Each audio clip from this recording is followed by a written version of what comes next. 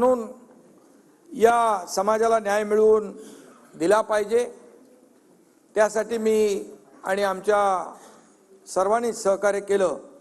त्यामुळे मी जे काही वचन दिलं होतं आणि आश्वासन दिलं होतं त्याची पूर्तता करण्याचं समाधान मला आहे आणि त्याचा नक्की आनंदही आहे, अभिमानही आहे।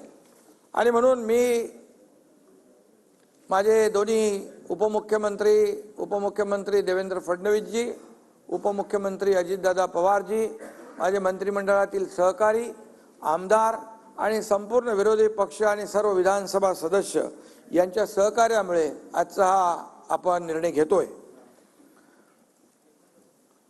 छत्रपतींच्या खरं म्हणजे आशीर्वादाने संपूर्ण मराठा समाजासाठी, लाखो मराठा बांधवांसाठी हा आजचा दिवस इच्छापूर्तीचा आहे आणि ऐतिहासिक आहे असं म्हटलं तर वावगं ठरणार नाही। आजचा हा दिवस आपल्या सगळ्यांसाठीच एक कर्तव्याची जाणीव करून देणारा दिवस आहे। महाराष्ट्र विधानमंडळ वास्तू या वास्तूमध्ये अनेक ऐतिहासिक निर्णयांची अंमलबजावणी झालेली आहे। ही वास्तू अनेक ऐतिहासिक निर्णयांचा साक्षीदार आहे। आजही ऐतिहासिक वास्तू त्या उज्ज्वल परंपरेचा एक हिस्सा होत आहे। ना कुणावर अन्याय, ना कुणाला धक्का अशा प्रकारचा निर्णय आपण या ठिकाणी घेतोय। आणि म्हणून आज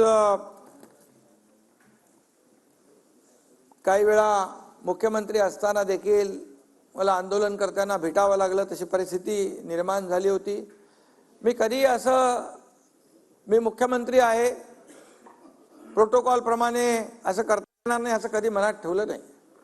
कारण हिंदू हृदय सम्राट बाळासाहेब ठाकरे म्हणायचे, जनतेपेक्षा जनता तुमच्यापेक्षा मोठी आहे, या जनतेने तुम्हाला इथं बसवलंय, असे प्रसंग येतील तर मंत्रालयातून उतरून जनतेला भेटा।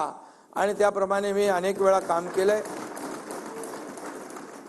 आणि तिथे कुठेही मी कधीही माझ्या पदाचा आब वगैरे का आणला नाही।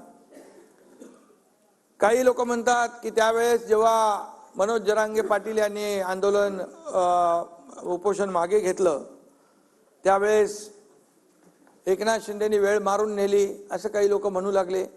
परंतु काहींना वाटलं एकनाथ शिंदे आश्वासन देईल, ते पूर्ण करेल का, सरकार पूर्ण करेल का। पण आपल्या सगळ्यांना माहीत आहे आम्ही सरकार जे काय दीड वर्षामध्ये काम करतोय, जे घेतलेले निर्णय आपल्या समोर आहेत आणि प्रत्येक निर्णय जो घेतलेला आहे तो सर्वसामान्य माणसाच्या हितासाठी घेतला आहे। शेतकरी, कष्टकरी, माता भगिनी, तरुण, ज्येष्ठ सगळ्यांसाठी। राज्यकर्त्याला कुठलाही वैयक्तिक लाभ होईल असा कुठलाही निर्णय आम्ही घेतला नाही।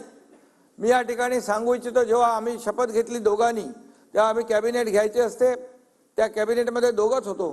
ते जरी आपण पाहिले निर्णय तर त्या निर्णयामध्ये शेतकरी, कष्टकरी, कामगारच त्यांचाच हिताचे निर्णय आम्ही पहिल्या दिवसापासून घेतलेले आहेत।